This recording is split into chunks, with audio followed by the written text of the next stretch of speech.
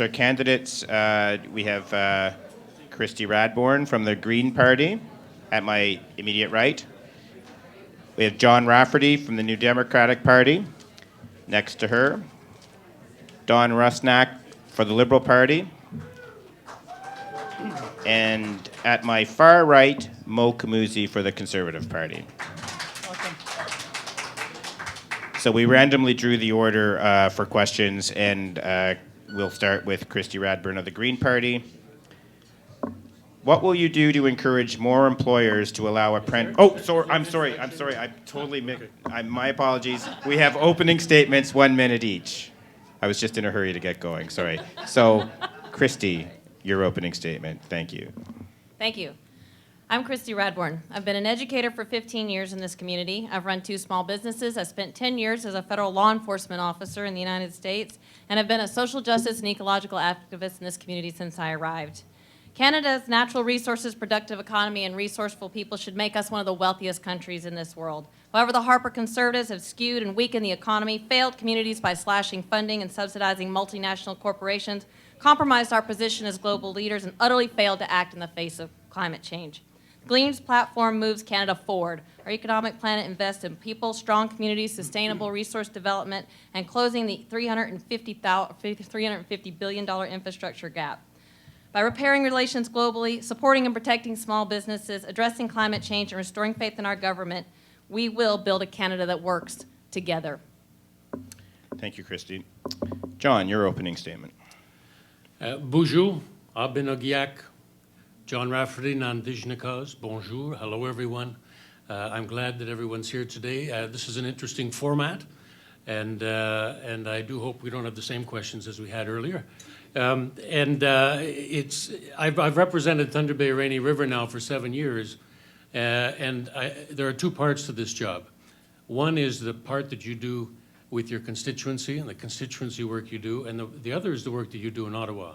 And I just want to give a shout out immediately to my staff, who have done a wonderful job for these past 7 years, and I couldn't have done it without them.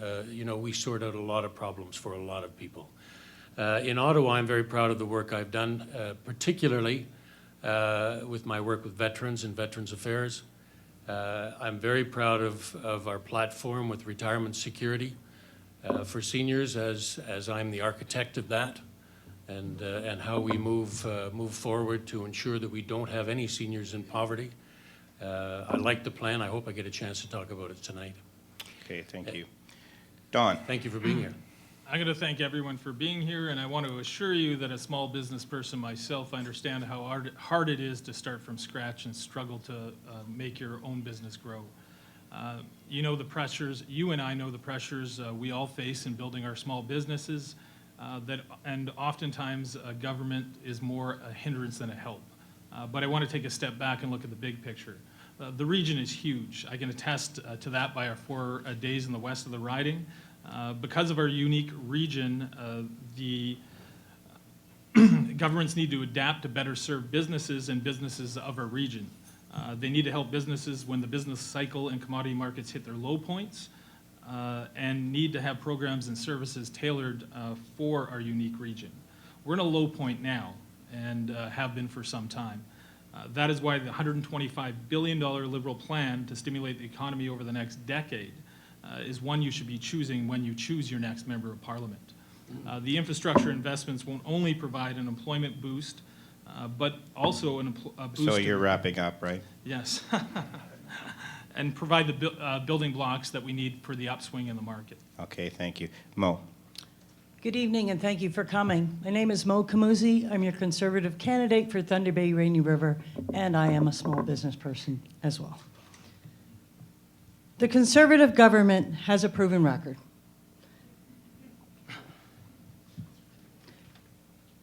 It has economic strength during turbulent times and balanced leadership with our Prime Minister. He's helped Canadians prosper with lower taxes for our families, seniors, and small businesses. And because of this government's record and hard work to ensure job creation in spite of these tough economic times, We, as business people, understand the value of hard work and what lower taxes means to all of us. It is for these reasons that we need to continue with the proven leadership of Stephen Harper to ensure our economic prosperity, safety, and future opportunities for our children. And you're wrapping up as well? Thank you once again for inviting us. And I'm Mo Kamuzi, your Conservative candidate. Thank you. Thank you. Okay, so we'll start the questions, and I'll revisit my premature first question. And we'll start with Christy on my immediate right. What will you do to encourage more employers to allow apprentices to complete their certifications? Thank you for the question. The Greens have a plan a Job Corps plan that will invest in 160,000 jobs for young people, and those jobs are aimed at creating skilled labor jobs for people to build in infrastructure in our communities. We have an infrastructure gap of $353 billion right now, and we need to respond to that gap, and the way the Greens have to do that is to take their money, invest it in those skilled labor jobs. Those skilled labor jobs will give kids the chance to pick up those skills, work for their communities, and close that infrastructure gap as well. Thank you. John. Well, I think everybody in this room is ready for a change of government, except, I suppose, the Conservative supporters in this room right now. But everybody else is, and there's a reason why. And the reason is that this government has not been interested in talking with the provinces. If you want apprenticeship programs to work, you have to be on the same at the same table with the provinces. The provinces are an integral part of this. The college system is an integral part of this.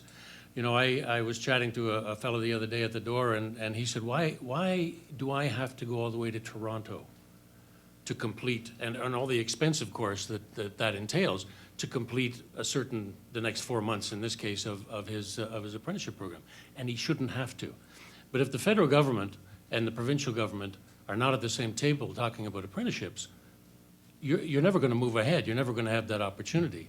And so if you build the Ring of Fire, if you work to stop the decline of forestry, if you make sure that FedNor works for everybody in Northern Ontario, and you don't return over $1 billion, and pardon me? You're out of time. All right. So Don. Well, I'm going to agree with John here, and the one thing we do need is change. John's been here for 8 years, and we have problems here in Thunder Bay Rainy River. The Liberal Party has announced a program for apprenticeship and skills training, $750 million. We need to invest not only in infrastructure, but we need to invest in the people that are doing the work. If we don't invest in the people that are doing the work, then ultimately we have other people coming in and doing that work.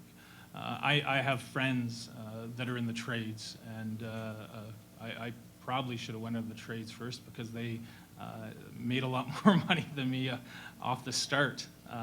But it's a core a piece of the Liberal plan that we invest in training, apprenticeship training, giving more money to youth to learn the trades and get skilled jobs that we need here in the region. Thank you. Mo? Thank you.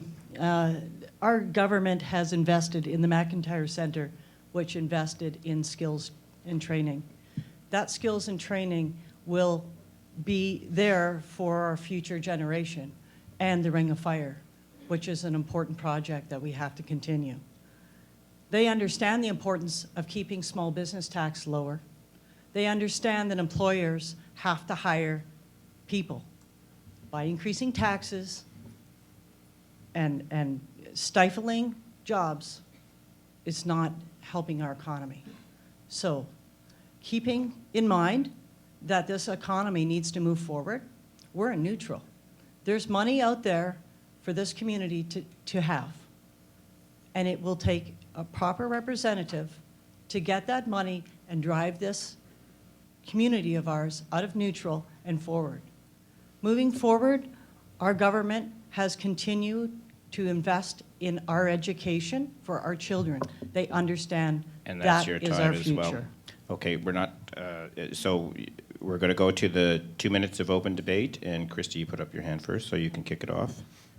So the Greens are also committed to holding the small business tax so that small businesses have the opportunity to reinvest in their businesses. As well, we will be creating a Canadian infrastructure bank to provide robust and innovative financing to companies who want to utilize green technology. Additionally, our National Community Environment Service Corps will commit $1 billion a year to training students and also helping them with abolish their student debt. Okay, thanks. John, you look like you want to get in. I wonder if anybody in this room has tried to find a drywaller to do some work around their house. It's almost impossible. And nobody wants to see the drywall job that I do on my own wall. So, it's not just a question of all the manufacturing jobs that have been lost. It's not just a question of saying sort of glibly and widely that we have to do something to have opportunities for kids to get into apprenticeships. You have to find out where those niches are. You have to find out in Northern Ontario what is needed and what will be needed as projects move forward. And again, I'll Just want to give the other two a chance to jump in, Mo or Dawn. Sure. Mo, go ahead, and then Sure, Dawn. absolutely. We know in this community that the Ring of Fire has been a large topic. It's a big concern. Having adequately skilled and trained employees moving forward for that project is paramount. Education and training has been at the top of the Conservative Party's initiatives. Also keeping small business tax low, not penalizing us moving forward. So in order to move this community forward, we need to keep our business tax low and invest in our children. Okay, thanks. Dawn, do you want to jump in? Well, the Conservative Party has been here for 10 years, and they haven't done anything for Thunder Bay in terms of skilled trades training. We have a problem with skilled training, or skilled trades training, and I'll agree with John. I was trying to find a Tyler in Thunder Bay, and everyone knows how hard that is. We need to invest in our youth, and we need to be educating our youth from an early age that becoming a lawyer or going to university isn't the only path. If you're interested in something else, that you should grab it and go with it. We have to stop focusing on certain areas of education, and we need to educate for our needs and what the people want. And that's about education. Okay. That's what the Liberal plan is. Thank you. All right, so the next round we'll start with John Rafferty. Dependable transportation infrastructure is vital in order for companies to get their products and people where they are needed, both in and out of Canada. Ontario currently has an infrastructure gap of approximately $60 billion, but our province receives far less than its per capita share of federal infrastructure funds. Will your party commit to giving Ontario its fair share of infrastructure funding? Well, the first part of that is to increase the amount from the gas tax that all the provinces and territories receive. And that is because you can't tell the provinces. Someone said in the earlier debate that when you transfer money from the federal government to the provinces, you can't tell them how to do it. There are no strings attached, and that's true. But you can provide more infrastructure money for that to happen. A good example is the Ring of Fire, where the Liberal government in Ontario has promised $1 billion. Now, if Tom Mulcair and the NDP form the next government, there will be that other additional $1 billion put in there. And quite frankly, I'd like to see the Premier's face when she actually has to pony up that $1 billion that she has no intention of ever doing. And so, again, you have to work with partnerships. You have to work with the province. You have to sit down at the table. You have to make sure that you move ahead. $60 billion is a lot of money, and I don't know if that figure is accurate. I suspect it is. It may even be a little short. And so there is a place at the table for the federal government to work with the provinces to make sure everybody in Northern Ontario benefits. Okay, thank you. Dawn. I've looked at the NDP plan, if you want to call it that. Perhaps Mr. Rafferty's talking about the $3 billion pot that is under the heading Help Where Canadians Need It Most. I don't know where the NDP is getting this money and balancing the budget. It's a false plan. The Liberals have a real plan for investment in infrastructure and moving this economy forward. But it's not only spending money. It's about investing in the people, and doing the work with the people on the ground. We all know, being from this region, we have a huge Aboriginal population. I'm an Aboriginal person myself, and I've worked in the far north, and I've worked in a lot of the communities in the Treaty 3 area. And they want to be a part of this mineral boom that we can achieve. Unfortunately, the party to my right, the Conservative Party, hasn't been up to the challenge, and Mr. Rafferty hasn't been either, and he's been the MP representative here for the last 8 years. Thank you. Mo. The only infrastructure money this community has seen has been from the federal government.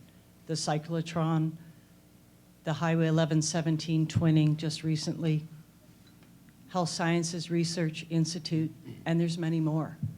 Our government is committed to this community, and it is because of the Conservative Party's input with Minister Greg Rickford that we have not been left behind. I agree. Our representative, our NDP candidate sitting on my left, has not done anything. Ask yourselves the question. Higher taxes is recipe for disaster. Low tax plan, investing in our infrastructure, staying the course, helping small businesses and families build economies, not hurt them. Thank you. Christy. So we have a few things. I'd like to take a piece off of Mo there and just say that right now we are sitting on a $680 billion surplus in our corporate tax for our large corporations. And that $680 billion is not being reinvested in our communities. In fact, since the Liberals and the Conservatives cut the corporate tax rate down to 15%, we have seen investment in manufacturing and investment in equipment decrease to less than 5% over those years. So we in the Green Party really believe that infrastructure is the way to go. We are going to commit $6.4 billion a year, and that's 1 point of GST to municipalities. Increase the gas tax as well. We believe we need to balance that federal revenues that they receive right now. Municipalities are receiving 8% of the revenues compared to 42% that the province is receiving and 50% that the federal government's keeping. That money needs to be balanced out. Municipalities cannot respond and businesses cannot respond and be profitable in their communities if their infrastructure is crumbling around them. Okay, thank you. So with 2 minutes, John has indicated he'd like to kick it off, so go ahead. Well, 50 years ago, the federal government paid for half of all the infrastructure in all the provinces and the territories in Canada. Now it's about 13%, and it's in fact a little bit lower than that, depending on what region of the country you're looking at. The federal government just simply hasn't been doing its fair share. And Mr. Rusnak was wondering about a balanced budget for Tom Mulcair. Well, we're the party. Justin Trudeau's not interested in doing this. Is making corporations pay their fair share. I don't see that there's any problem with that.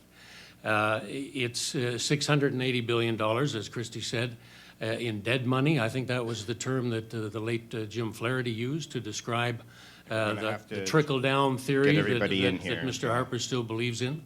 It hasn't trickled down. It's gone to shareholders and it's sitting in the bank. We need to make that work for Canadians. Okay, we'll go to Mo there. Happy to jump in. Small businesses are the engine to our community. They drive our economy. Small business owners grow into corporations.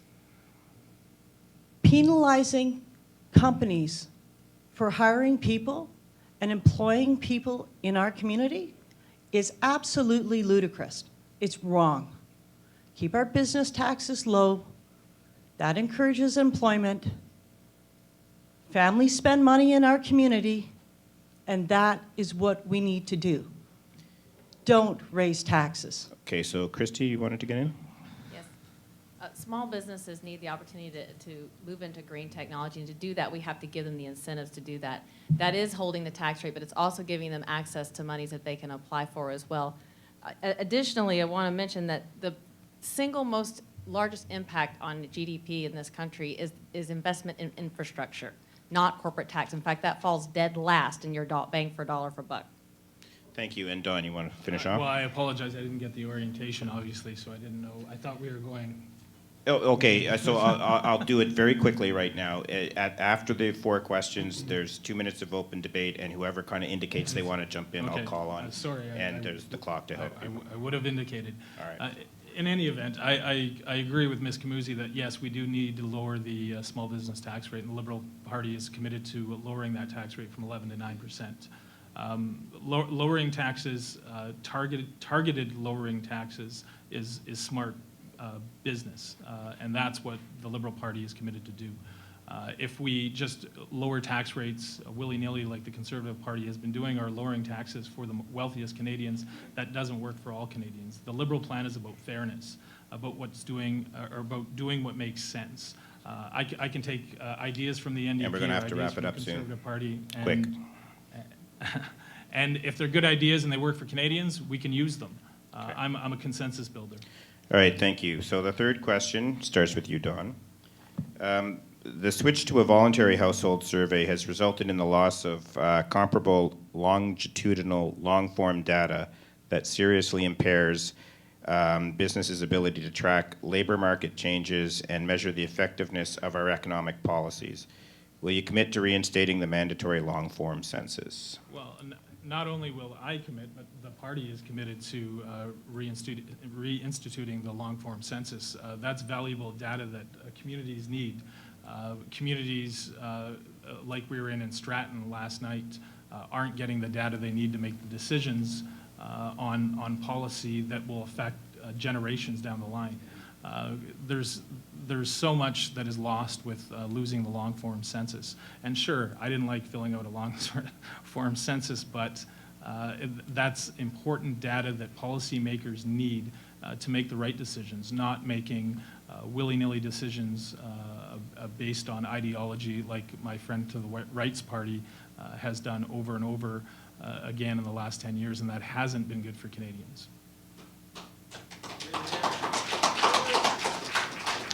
Okay, Mo.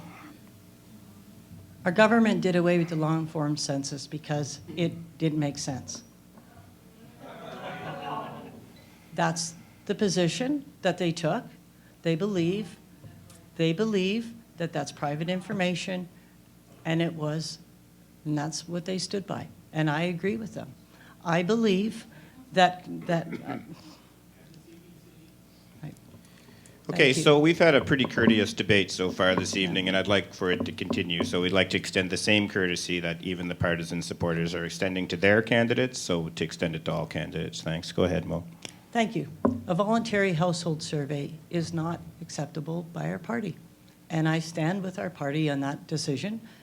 And families don't fill it out. Some do, some don't. It's inaccurate. So let's focus on our economy. Let's get back to creating jobs for Thunder Bay and Rainy River and get on track. Job creation is what we're here for. What are we going to do to create jobs? Well, I'm going to tell you that as we move Next along. round. Thank you. Okay, Christy.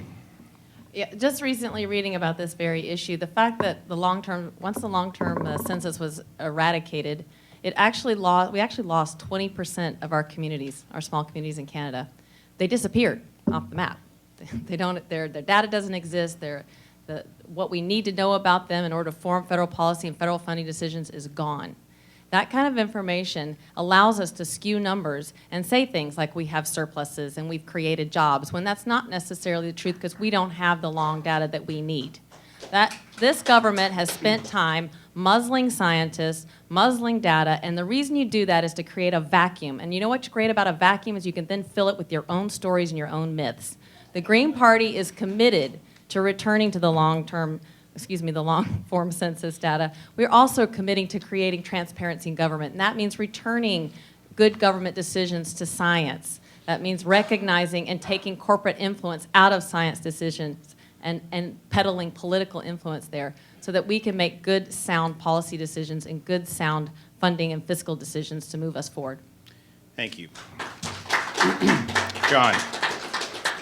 I had to smile when I heard that question because I was suddenly taken back to 7 years in the House of Commons and how a Conservative would answer that question right off the bat.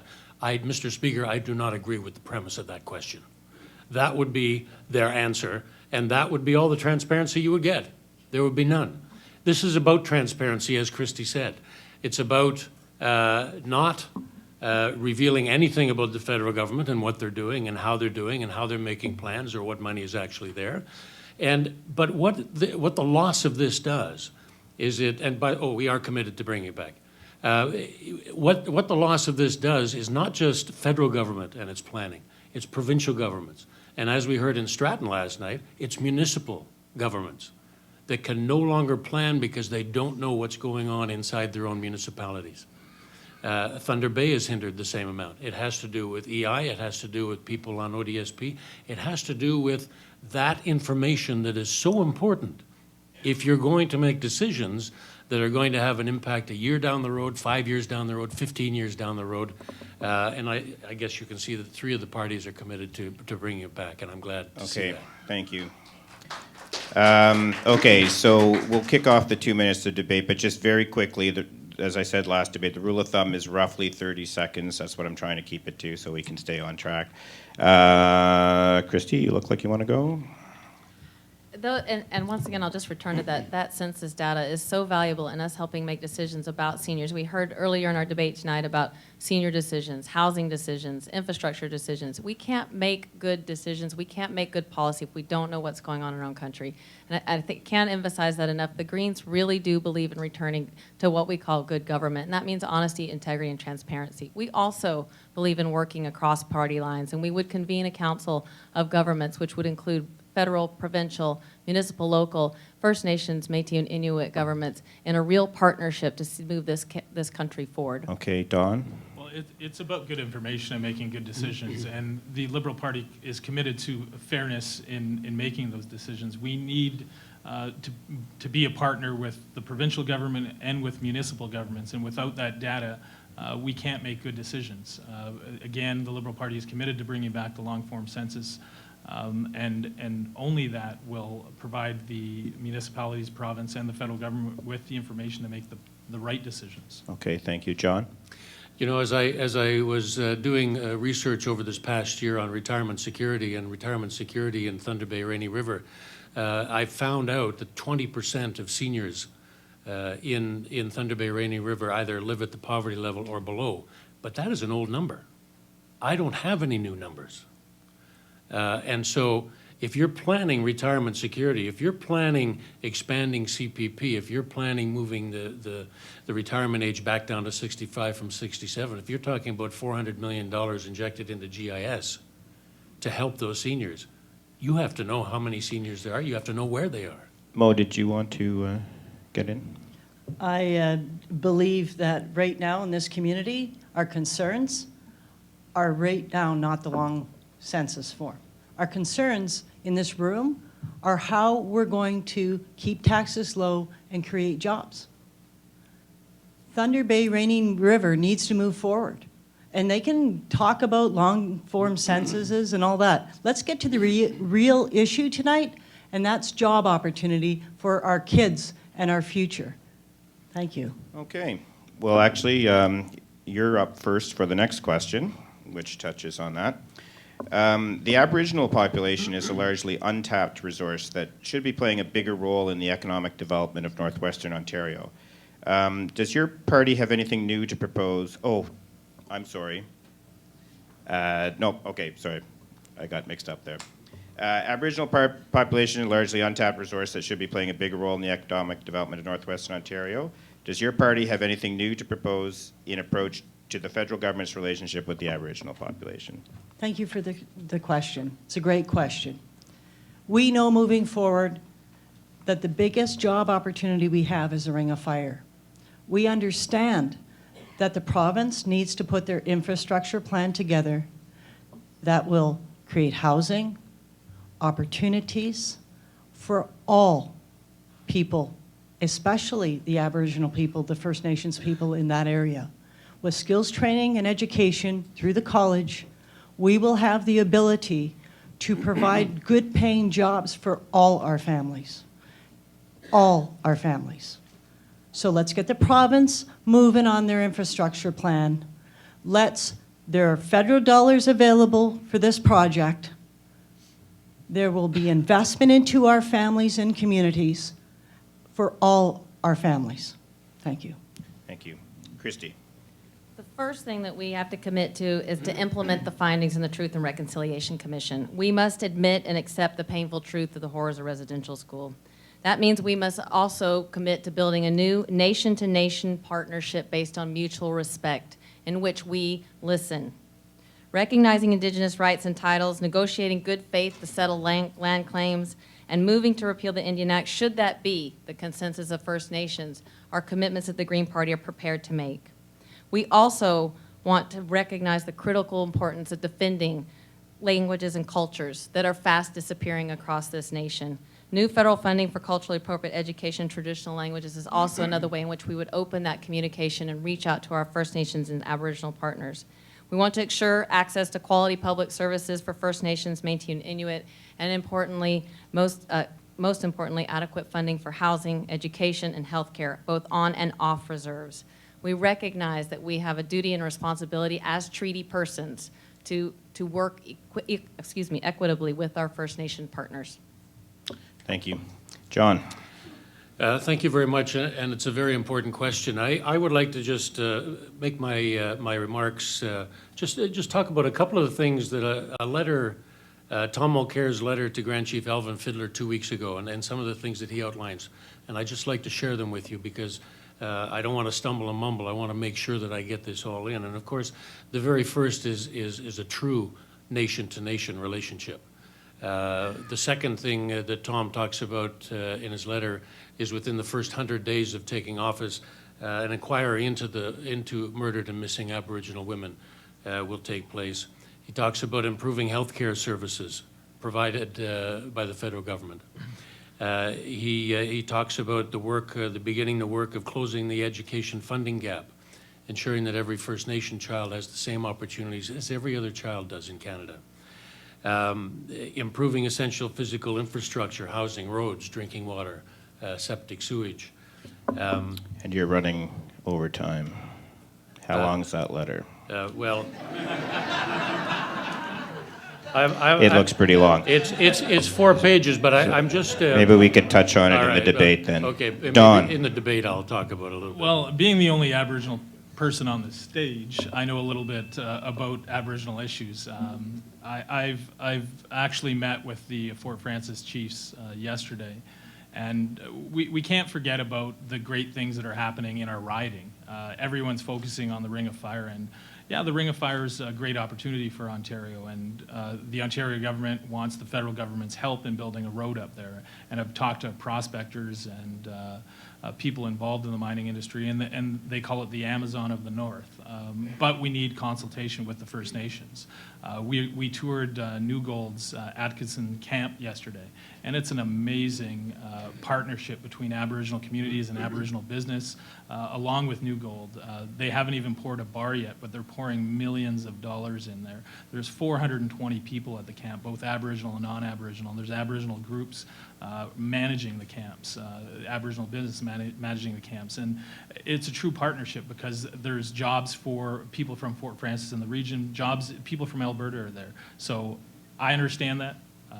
I believe I can be the bridge between Aboriginal people and our community to move things forward. Okay, John, since I cut you off in the middle of your letter, I'll let you kick off the 2 minutes of the debate. All right, well, yeah, thank you very much. And there are some very important things that we can move forward with. The first one is implementing the UN Declaration of Rights of Indigenous Peoples. Canada is not a signatory, to our great embarrassment, and under a new government will be. Work to ensure the First Nations police are equal partners in policing. You know, Treaty 3 and NAN police are in a terrible deficit right now in terms of funding. They're funded partly also by the provincial government, but the feds are not paying their share, and so that's a problem. And we're going to have to keep it moving. The last thing is the social quickly. contract. That's why Mr. Harper's projects are not moving forward. He doesn't have a social contract with the stakeholders, and that's what a government needs to build. Go ahead, Increased spending has been put into Aboriginal affairs, First Nations education, on reserves. There are federal dollars available for skills and training, to support First Nations people that want to create a small business. It's opportunity. It's keeping our taxes low and creating businesses for all of us. The Ring of Fire is the next boom.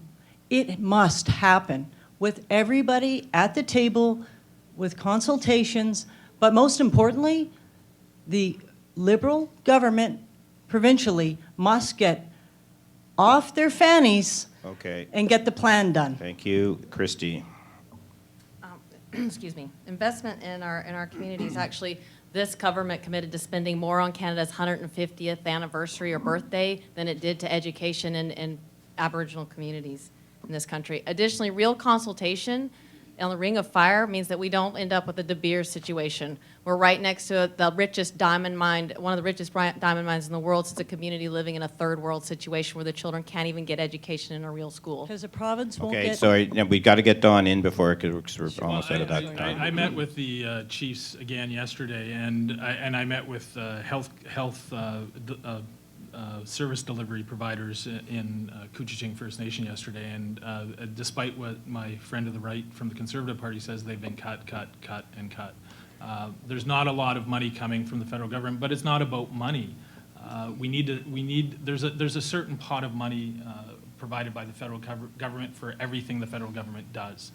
What First Nations want is to be a partner in development. We're going to have to wrap this how, up. How that looks, I don't know. And my commitment is to talking with First Nations and getting them involved in the economy and getting them involved in government. Okay, thank you. Is there more discussion? We don't have to break it up into 30 seconds. You can jump in. It's just I need to have everybody Right, get okay. almost approximately the same, since we're nonpartisan and equal here. So I guess we have time for one more question, and it's back around to Christy to start. Taxes have become extraordinarily complicated and cost Canadian business billions to comply with.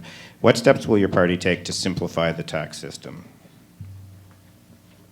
Well, as we reiterated before, what we're interested in is reducing the small business tax rate to 9%, holding it there for small businesses. The next piece of that, though, is raising the large corporation tax rate, and that's to 19%. And the reason is because the money that has been given to large corporations has not been reinvested in this community or any other community. And in order to hold them accountable, we are able to incentivize their ability to move into green technology. And I'll tell you what's happened with us is that we've ended up at the bottom of the heap when it comes to investment, R&D, and investment in green technology. We currently, in investment in research and development, are sitting 18th out of OECD nations. We are also sitting 11th in investment in green technology. Our commitment to attacking climate change also includes a tax structure that will help bring the revenues in, including our carbon fee and dividend, that will pay for our programs and will make sense to Canadians. Thank you. John? I think everyone in this room was amazed and disappointed, I think, when we heard Justin Trudeau talk about small business people being tax cheats. I think everybody remembers that. And I think that's the sort of attitude that we have to, that we must get rid of. And so we too are committing to 2 percentage points to 9% for small businesses within the first 2 years. And then as the economy permits, continue to do that. We know it can be done, and we know it can be beneficial because it's happened in Manitoba.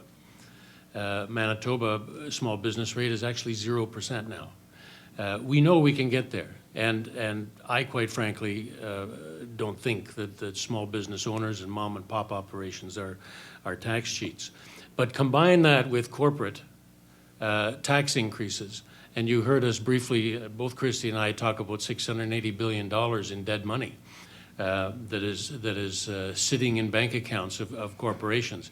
That money is mostly subsidies from the federal government over the Okay, years. and we're going to move on. And it needs to be used for the benefit of all Canadians. Okay, thank you. Don? Well, talking about tax policy and the NDP, the NDP is going to continue the government or the Conservative government's universal child care benefit, which isn't income tested. I have a friend who's a doctor and his wife's a lawyer, and they're getting big checks every month. Is that the tax policy we want to continue with? And that's the tax policy of the Conservatives. The NDP, if you look at their tax policy, they're following along on a lot of the same tax policy the Conservatives are doing. That's what we should not be doing. Justin Trudeau and the Liberal Party is committed to fairness, taxing the top 1% to make sure our middle class pays less taxes. I've already mentioned reducing the taxes, small business tax rate from 11% to 9%, and that'll help foster growth in small business. And small business, as we all know, create jobs here in Thunder Bay. Thank you.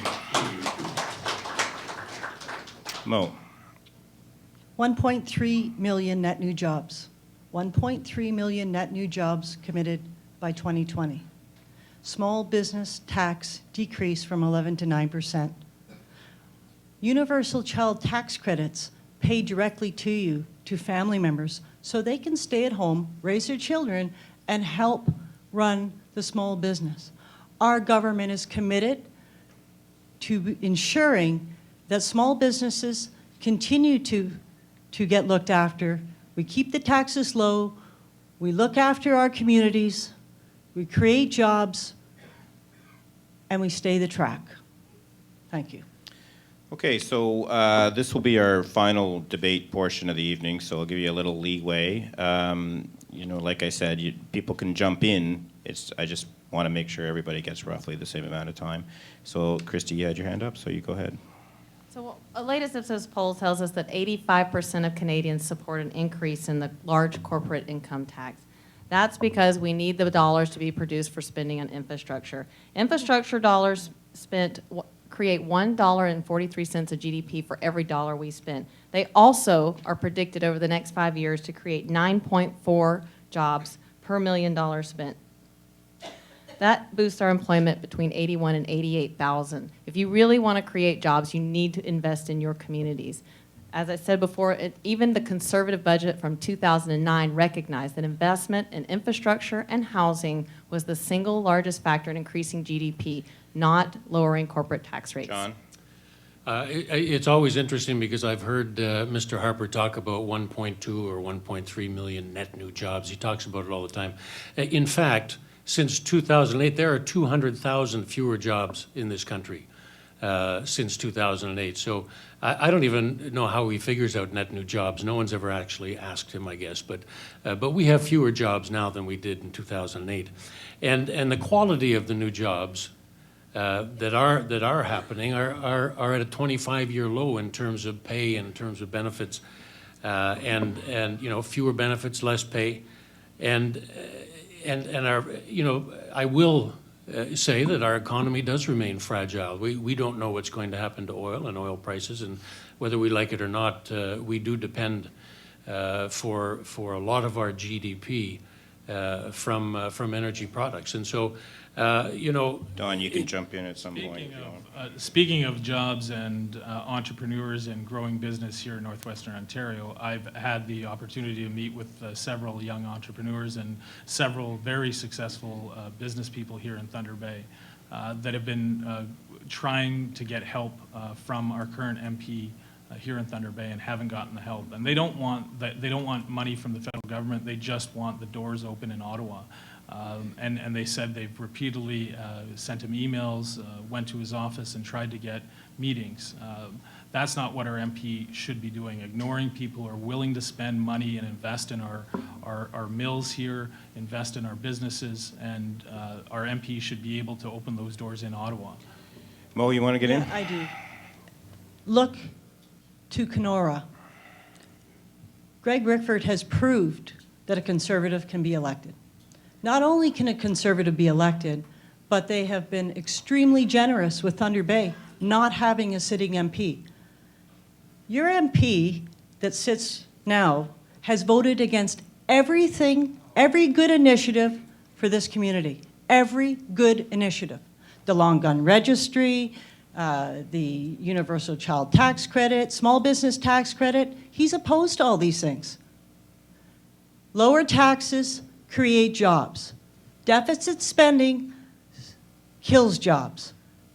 Promises, promises, promises, and not knowing how to pay for them is It's mind-boggling. All right, John, you want to? Yeah, Ms. Kamuzi, with all due respect, your logic defies anything that I can even try to comprehend. First of all, you talk about your two MPs in Thunder Bay not being able to bring home the bacon.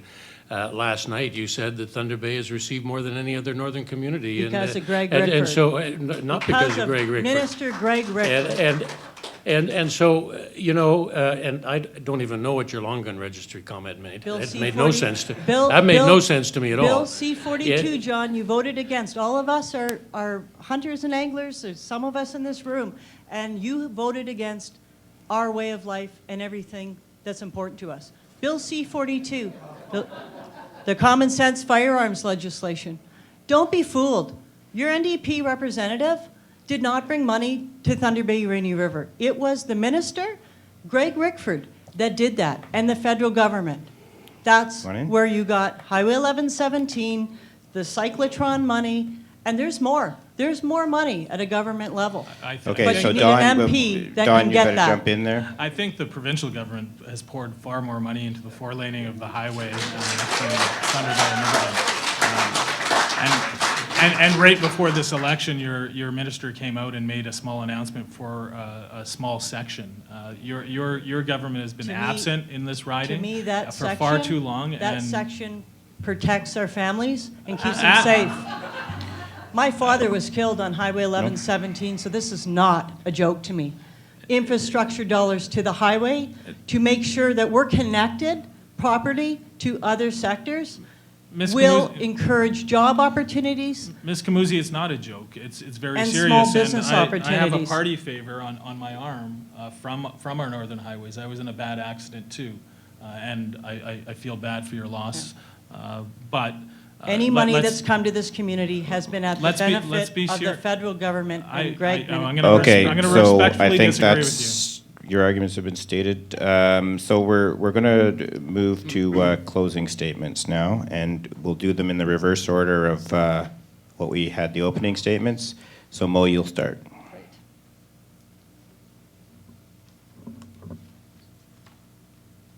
Bear with me. I've got them. I'm all fired up. That was a good final debate. Hey, that there. was good. I enjoyed that. This election, you have a choice of which government is best to manage and protect the fragile Canadian economy. You can stick the course with Stephen Harper, with low tax plan that creates jobs and keep our country safe, or you can run deficits. It amazes me that we can say that we can run a deficit responsibly. I don't know what small business does. Or we can make promises after promises without knowing how to pay for them. We need an MP who can be your voice in Ottawa, who can bring infrastructure dollars, federal dollars to this community that are long overdue. Thanks to Greg Rickford in Kenora, that we've benefited from some part of that. There is more money at a federal level. I am the next choice. I am the only person that can bring more opportunity to this community by staying the track with low taxes, encouraging businesses to prosper, looking after families with a universal tax credit, not by increasing taxes and running deficits. Okay, good. Thanks. Thank you. Don. I'm going to disagree with my friend to the right and say that staying the course is disastrous. We've had 10 years of Harper Conservative rule, and it hasn't been good for Northwestern Ontario.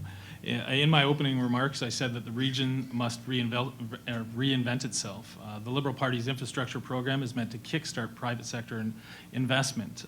One of the key opportunities lie in our far north and in the north of Ontario. As an Aboriginal lawyer, I have the skills and contacts to help move forward the development in the far north and throughout the region. The First Nation people of Northwestern Ontario, like I said, and like everyone else, want a better life for themselves and their families, like everyone does in the region. They want to make sure that the environmental impacts are minimized, and they want to make sure those things are done right. The federal government has an incredibly important role in this, a role the Conservatives have clearly overlooked and abandoned.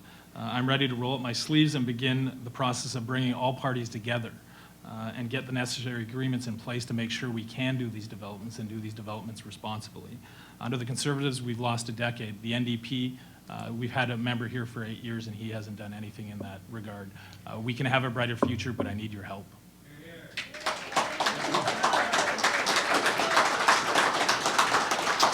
Okay, John. I think it's interesting when you're an opposition MP, when you're in the official opposition, and not in government. The kind of work that you do is not always about money. Let me just leave you with this one example, and Bruce will probably agree with me that's true. In 2014, last year, the industry minister and the department and the government decided that rural Canada didn't need the new spectrum for broadband, and that it should go to large urban centers. It should go to Vancouver and Calgary and Edmonton and Toronto and Montreal. That's where the spectrum auction should be held. That's where it should go.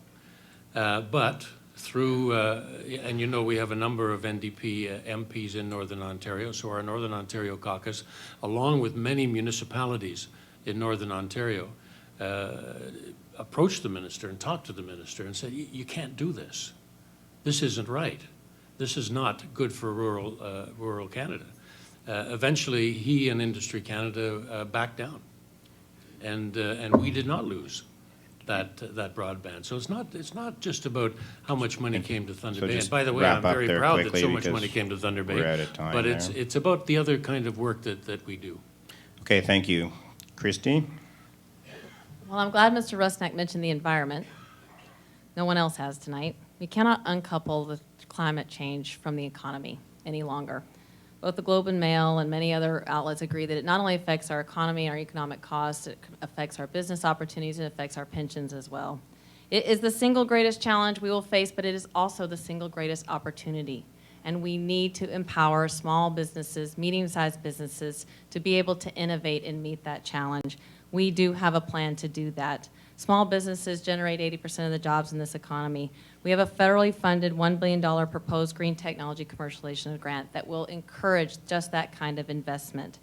And lastly, I want to end that one of the things I said at the beginning was we want to return honesty, integrity, and transparency to federal government. And the suggestion that your MP brings to you based on what party they're from, the monies, and if you don't have that party in your interest, you don't get the monies, is absolutely anathema to what we believe good democracy should look like. People should go to government to represent Canada and do what's good for Canada and Canadians, not bring back projects or pork to their communities just for their benefit, leaving the rest of us bereft. Thank you. So this concludes the two debates for tonight. I want to thank all the candidates. Thank you very much for coming. I really, really appreciate that. It was great to have you all out here tonight. Thank everyone for coming. So I'll just want to thank the audience for coming. Quickly, feel free to leave, but I'll just do this. Special thanks to Net News Ledger for live streaming the event. The entire debate will be available to watch within the next 24 hours at netnewsledger.com and will be also shown on Shaw Cable over the coming weeks. Thanks again to the Valhalla Inn and Maverick Entertainment Group for their AV services and their support for this event, and thank you all for attending. Good night. Thanks. Okay.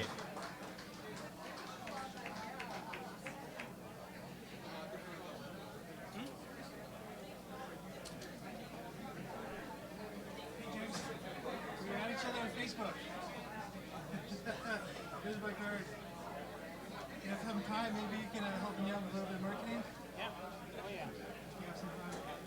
We All right, thank you. do a lot of stuff in the north. It's a lot of fun. A lot of stuff going on here? Our reach north is amazing. Yeah. Well, you know, Scary stuff. if you have some time, I don't know, this week, next week, whatever. You know, Early next week, yeah. Have a coffee or something. You bet. Thanks a lot. Okay, take care.